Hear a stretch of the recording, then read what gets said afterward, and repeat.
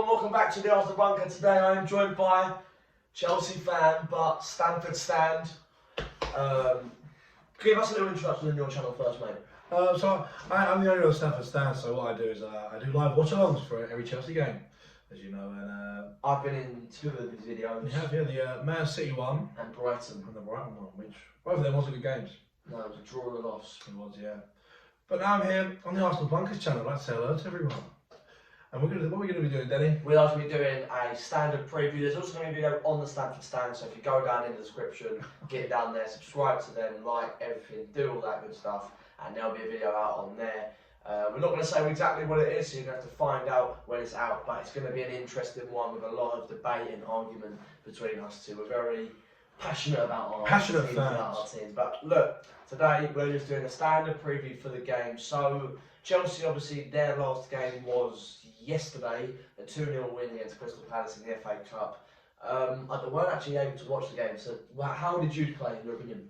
I was a bit drunk watching the game, Oh, okay. as the viewers of the Stamford Stand would see. But I do remember it was a very comfortable game.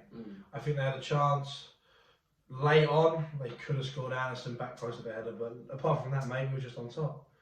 So don't really struggle against Crystal Palace. So as a Chelsea fan right now, looking into this game, obviously Arsenal 3 losses off the bounce. Do you look into this and think, you know what, it will be tough. Every Premier League game's tough, but do you look into it and go, we should easily just push them aside? Or do you look at it and think, London derby, it still is Arsenal, who are in the top 4 battle, of course. We do have to play at our best, otherwise we won't get a result. I think the bit that scares me about this game is that you boys need this. Yeah. And I think Chelsea don't need this. I think it's as good as done now. Chelsea are going to finish 3rd in the season, and it's down to you boys. You boys are fighting for something. We're not fighting for anything. So if you go into the game with the fight, I think you're going to win it. But I don't think you will. I think the defeats haven't helped you. And I think I'm going to get a score prediction. I think we're going to win 2-0. Oh, you're going with the score prediction quite early. 2-0 Chelsea? I think so, yeah. I think Mason Mount's going to score again because he's on fine form. Yeah. And I think Thiago Silva is going to score a header. It's going to be a weird one, but I think he's going to score a header. I can kind of picture what you're saying here, because obviously as an Arsenal fan right now, it's sort of... The thing is when we lost our games before, such as like the Everton and Man U matches, I thought to myself, yeah, but we've got our team, I think this is a blip. And then I was saying that after every single game, after Palace, Brighton and then Southampton, but then I actually thought to myself, is it a blip or is it we're just not there yet? And that might be the case. I think I'm never going to say top 4's over until it is mathematically impossible, because how many times have we seen things? I mean, like Leicester, but like I think they were actually 6 points clear, 2 games to go, and they still bottled it. Yeah. So you just never know what's going to happen. Tottenham can look. I mean, obviously we didn't beat Southampton, but they lost at home to Brighton. Everyone was saying they're going to score about 5, and that's Tottenham the goals right now. I think they've got 27 goals this year. I think since the start of 2022, no one scored more, and they're about 7 goals clear of that as well. And all goal involvements, the top 3 is Kulusevski, Son and Kane. Yeah, it's an absolute joke right now. They were on fire. I don't know who they've actually got on the weekend. I know we've got United. I think they've got Brentford away.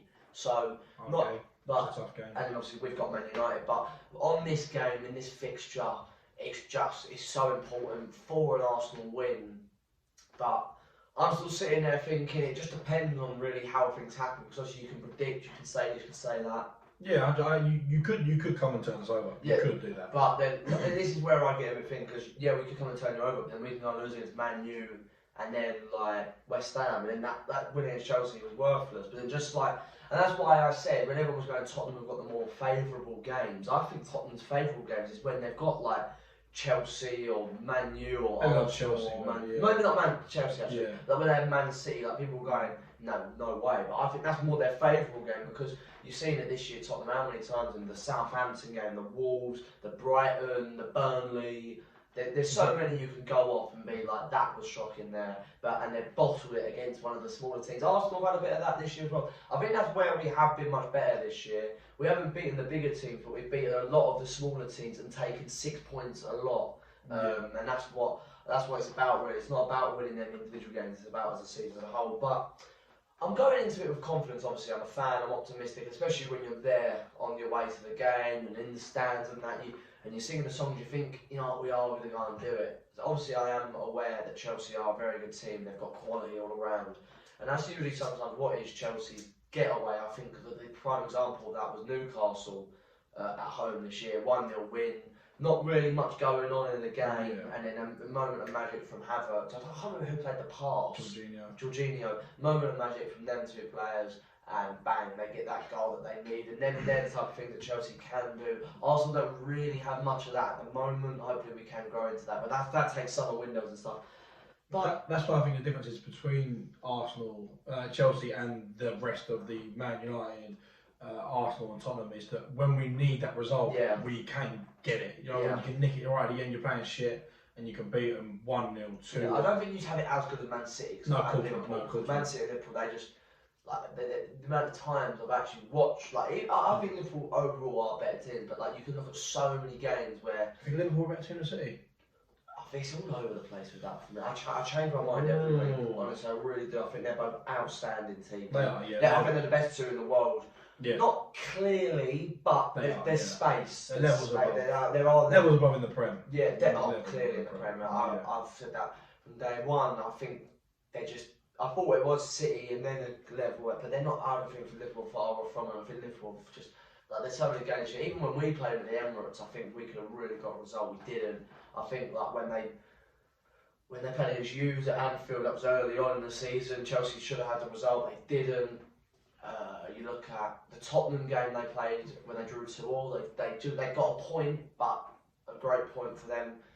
So many more games, like the West Ham game as well. They only won 1-0, but West Ham definitely could have won that. But Arsenal, Chelsea, I think it's going to go 1-0 Arsenal. 1-0 Arsenal. I'd love nothing more. A draw wouldn't be too bad, but like I said, it just depends on how you react on that draw as well. Because if you go and lose the next game, the draw is pointless. But I think if we can now get like even 6 points out of these next 3 out of Man U, West Ham, Chelsea, it's not that bad. These 3 games, yeah. I don't think it's that bad at all. But then you have to go and win the next 4 or 5 in a row.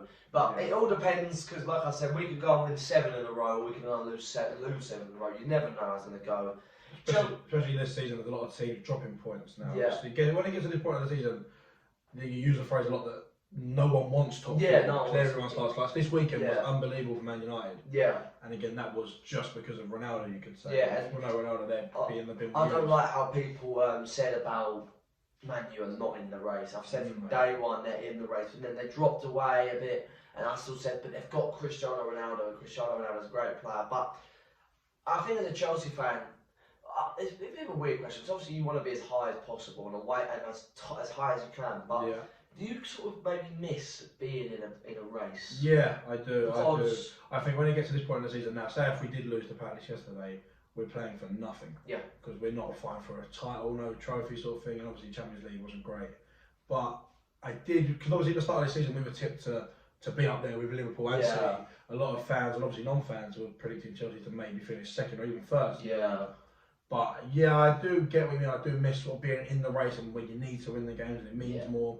So Premier League results don't mean anything really for Chelsea. And it's not like you're gonna drop out of it. I think I don't know how many points you on now. So 63, I think. 63. So you probably need another maybe 10 for something like that. Maybe even that is a push because I still think Arsenal and Tottenham are going to drop points in a couple more games. Where will they come? I don't know. But Arsenal do need that win. 3 losses on the bounce, 4 losses out of 5. It's really not a good time right now. Relegation form, even that. But even if when you go to a place like Stamford Bridge and a game like a London derby, maybe that's the point in the season where you go, right, we beat Chelsea, you beat us 1-0, so and then you do flip your season around and you do kick on from that point onwards. That could be the turning point. That's it. I think our most. It's definitely not our most technically important game. Every game is just important to each other. Yeah. But I think the Man United and Tottenham game, if you drop points if you lose in them, then it's big trouble. It's big trouble. Yeah, because it's 6 pointers. They're literal 6 pointers. Because if we lose against Man United, that puts them just. And if we lose against Chelsea and lose against United, that just puts them bang. And then they're right in that. But Who knows? Nobody knows. That's what it is. That's why we love the beautiful game. So I love it, mate. It's a big week to be an Arsenal fan. It is. I mean, I don't know if you want to go for your Chelsea 11. For Arsenal right now, I believe, so Tierney's obviously out of the equation. Thomas Partey, I don't know what's going on. And apparently Tomiyasu was supposed to be in training today. Haven't seen anything about that. So he probably won't be back for the Chelsea game. I'd love him back for the Man U game. That'd be class. If he could get back for Chelsea, that'd be great. But also, you don't want him to get injured and then just like happened last time, because we had to risk him for the Liverpool Carabao Cup second leg, semi-final, and then he went for a long time. So I'd probably go Ramsdale. I'd go Nuno Tavares, Gabriel, Ben White. Actually, would I? Because I was talking to Jack. Obviously, you guys know who Jack is. I'd probably go Gabriel, Holding, and Ben White. And Rob Holding always has a good game against Chelsea. Yeah. Always does have a good game against Chelsea. So is that back three or is that back four? That's a back four with Ben White right back. Okay. And then I would go in the midfield, I'd go Xhaka and I'd play El Neni. I really would play El Neni. Once again, another player who always seems to have a good game against Chelsea. I think we've got a lot of them. Yeah. And that's why, that also leads me on to my another choice. And then for the attacking sort of four players, I'd probably go Smith Rowe on the left, Saka on the right, Ødegaard down the middle, and I would start Martinelli up top. I do love Martinelli, but I think he's a bit on fraud watch for me, in my opinion, because we know Martinelli as a player who doesn't stop running and just going for everything. I haven't seen that from him in a long time. I don't know whether it's Arteta saying you need to stay in your position. But if you look at like so many things he does, it's because he's so quick and ready to do it. Like you look at his goal, there's not many goals where Martinelli took on a player or two and then smashed in the top corner. A lot of his goals come from a moment where he was the one more alert and snapped. So you really have to take that into consideration. And can Chelsea make that mistake? We don't know. I think you've seen that though with Chelsea a lot this season. A lot of your goals come from the moments where your player, the opposite player has just got there or just nicked it in. Or, like for the prime example of that was against Man United, obviously. Oh yeah, that. And of course, the Real Madrid game. Yeah, I think the Chelsea team sort of speaks for itself at the minute. I think you have Mendy in goal. You go over back three of Rudiger, Thiago Silva, and Azpilicueta, who loves to go against Arsenal. Yeah, he does like to go against Arsenal. I go with Alonso left wing back. I think he's been performing really well. Obviously, in the Real Madrid game, he was really good. Unlucky that goal. Unlucky, yeah, I was unlucky. It was. Probably was a handball. In my opinion, I think it's a handball because it had. Did you see the Middlesbrough one against Man United? No, the Middlesbrough one against Man United. Yeah, they're all. It's all like up and. Like, that's the problem with VAR. There's no consistency. That's we all saw that. I don't know who he is, but. Yeah, I go with Reece James right wing back. Yep. Obviously, 100%. I would go midfield two of. I would have went Jorginho and Kovacic, but Kovacic come off in 20 minutes, I think it was, like yesterday. So I would then go with Loftus-Cheek and Jorginho. Kane's not been in form, but Kane can come on the pitch. And front three of Werner, Mason Mount and Kai Havertz. Yeah, Kai Havertz on fine form, Mason Mount on fine form. Werner also just picking up form as well. So. It all depends. It really all depends. Maybe we've got the lineups wrong. Maybe they'll be completely different. Maybe they'll be quite similar. Who knows? It's all about Wednesday 7:45. I was about to say Thursday now. Wednesday 7:45 when the game kicks off. All the talking stops. The playing gets done, and I'm hoping for an Arsenal win. He's hoping for a Chelsea win. It won't be easy for both teams. Definitely not. I just hope Arsenal can. We want a performance as well. I think Southampton, we were always on there. I think we was always on the verge of maybe scoring, but it's the point of when you actually go and do it, which we were missing in that game, missing against Brighton, missing against Palace. We're on the edge of the box all the time, but you need someone who is willing just to play that killer ball, or take that shot from 25 yards out. Test the keeper. Test the keeper. I've always said, it's a bit of a controversial statement, but I'm not a massive lover of Mendy. I think he's got a mistake in him, and I think he's coming to see it now, obviously with a Benzema mistake. Yeah. But I don't know, I'm not a massive lover of him. I never have been. I don't think he's as unreal as everyone says he is, to be honest. I would much. Still a very good goalkeeper. Oh, he's a good goalkeeper, but I would rather Aaron Ramsdale in my squad, which I'm guessing will lead us on to. A lot of Arsenal fans have been happy with him recently. Not been happy with him. Not really, no. People think we sort of lost that we think because he was because everything was going well, he was putting off the occasional great save. The fans were up for it, so he was punching the air. Because he's always that kind of guy to punch the air, throw his arms, come on, let's do this. But then now it's not all going well. The saves aren't coming as much apparent. But I also think that's not his fault. You look at all the goals we have conceded. I don't really think you can pin one on him and go, yeah, you should have done better there. People will blame him for the goal against Southampton. I think when the player's 5 yards away, volleying it at that speed, I think it's so hard to. If you watching the game in real time, you realise he's not really got chances with many of them. But look, that's the end of this video. Thank you very much to Ted for coming on. Stamford Stand. Go subscribe, go like the videos. He'll be doing a live stream during the game, so if you can't get access to watching the game, or even if you've got access and just have it on your phone or whatever, go and give it a watch.